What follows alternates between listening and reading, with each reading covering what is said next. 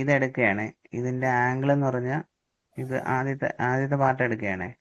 ആദ്യത്തെ എടുക്കുമ്പോൾ ഇവിടെ എത്രയാണ്? RA, ശരിയല്ലേ? ഇവിടെ 30 ആയതുകൊണ്ട് ഇവിടെയും 30 ആണ് ആവുന്നത്. ഓക്കെ, അതുപോലെ ഈ RD ഇവിടെ എത്ര വരും? RD ഇവിടെ വരുമ്പോൾ ഇവിടെ 60 വരും. ഇങ്ങനെയാണ് വരുന്നത്. ഓക്കെ, ഇതിന്റെ വെയിറ്റ് താഴോട്ട് 1000 ന്യൂട്ടൺ ഇങ്ങനെയാണ് വരുന്നത്.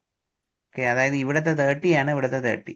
ഓക്കെ, ഇനി ആ 60 എങ്ങനെ വന്നു? 90 ആണ് ടോട്ടൽ സ്ട്രെങ്ത്. അപ്പൊ അതിൽ നിന്ന് 90 - 30 വരുമ്പോൾ 60 വരും. ഇനി ഹൊറിസോണ്ടൽ എടുക്കുകയാണെങ്കിൽ നമ്മൾ നേരത്തെ ചെയ്ത പോലെ RD sin 60 minus RA sin 30 is equal to എന്താണ്? 0.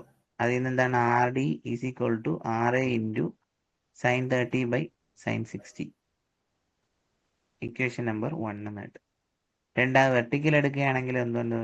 -1000 ഉണ്ട്, പിന്നെ plus RD cos 60 plus RA cos 30 is equal to 0. അപ്പൊ അതിൽ RD in terms of RA എടുത്ത് ഇവിടെ കൊടുക്കുമ്പോൾ എന്ത് കിട്ടും? എല്ലാം RAയുടെ ഫോർമാറ്റിലാവും. അതിൽ നമുക്ക് എന്ത് കിട്ടും?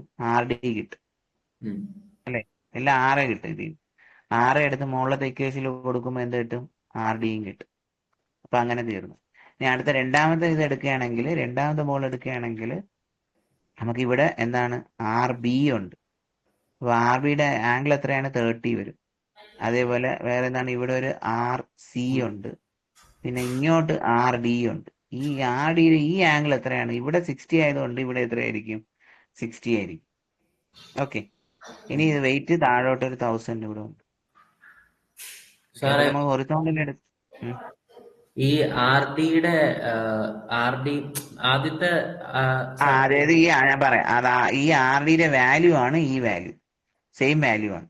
അതല്ല ഈ മറ്റേ ആരോ ഇടത്തില്ല നമ്മള്, ഫോഴ്സ് ഡയറക്ഷൻ, അത് രണ്ട് ആംഗിളും എന്താ റിങ്ങിലും എടുക്കുന്നത്.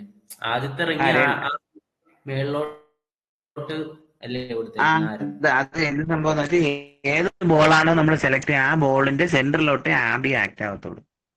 ഓക്കെ, ഏത് ബോളാണ് എപ്പോഴും സെന്ററിലോട്ട് ആക്ട് ആവുക. റിയാക്ഷൻ എപ്പോ always acting towards centre. Okay, അപ്പൊ ഇത് എടുക്കുമ്പോൾ -RD sin 60, അടുത്തത് -RB sin 30 plus RC is equal to 0.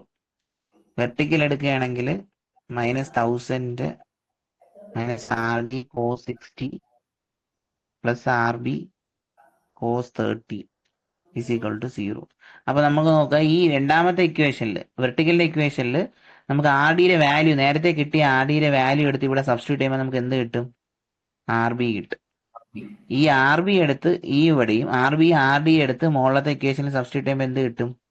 RC കിട്ടും. ഇത്രയേ ഉള്ളൂ സംഭവം.